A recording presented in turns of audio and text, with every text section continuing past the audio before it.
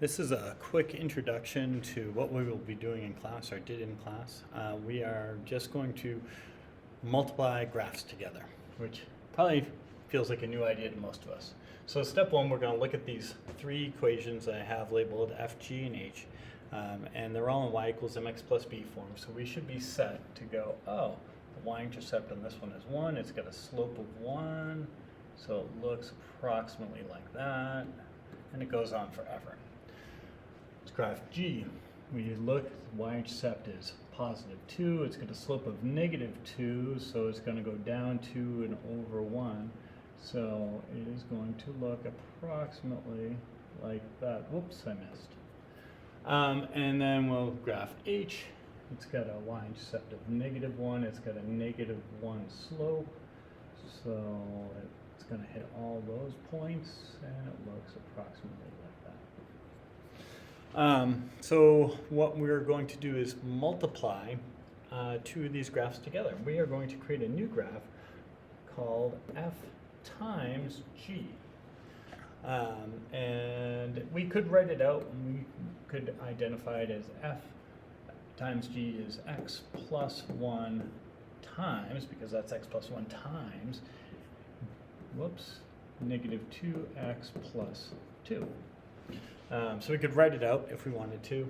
And we are just going to do a quick graph of this right here. The easy points to identify, I don't like that. Let's do that again. The easy points to identify are the y-intercept, because the y-intercept is going to be f, and here it's 1, times g, and here it's 2, and we know that 1 times 2, well, that's 2, right? I'm going to label it. I probably should have labeled these. I guess I will real quick. That's negative 1, and this is negative 1 as well. Okay. And so I wrote those out, and we know that the y-intercept is 2. The next thing that we know is, hey, f is 0 at negative 1. So when this is 0, if we plugged in negative 1 into this, this would be 0. If we plug in negative 1 to this, we'll get 4. But 0 times 4 is 0.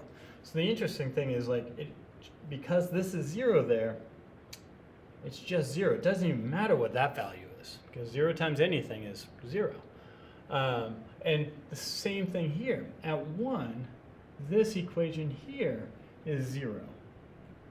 So that means at 1, this is 0. 0 times 2, well, that's 0. So there are our points. We can identify the zeros pretty easily, and we can identify the y-intercept pretty easily. And then we know that this curve, from negative infinity to negative 1, this curve is a negative, right? It's below the x-axis. And this curve is greater than 0. And we know that a negative times a positive is a negative. So we know out towards negative infinity, this graph is negative. Between negative 1 and positive 1, this graph is positive. It's above the y-axis. This graph is also positive. It's above the y-axis. We know a positive times a positive is a positive. So we know that this graph goes up through this 2 and then probably back down like that. And then over here, this graph, anything greater than 1, this graph is also positive. It's way up here.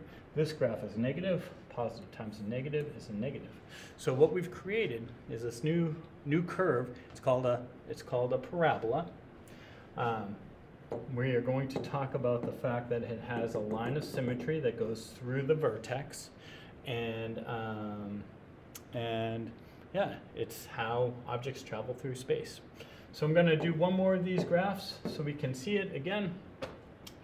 Here's my sketch of it, and I'm going to do this one a little quicker. I know that the y-intercept is going to be this value, 2, times this value, negative 1. So my y-intercept is negative 2.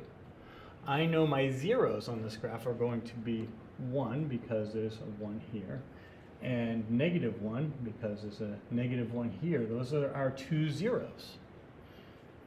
This is the graph G times H, by the way. And I can look at this and go, oh, well, let me finish. To the left of -1, this is positive, so this is also positive. Between -1 and +1, between -1 and +1, this graph is positive, this graph is negative, so it goes down and it's going to go through that point. And then greater than 1, it's negative, negative, and a negative times a negative is a positive, so it's a parabola that looks like that.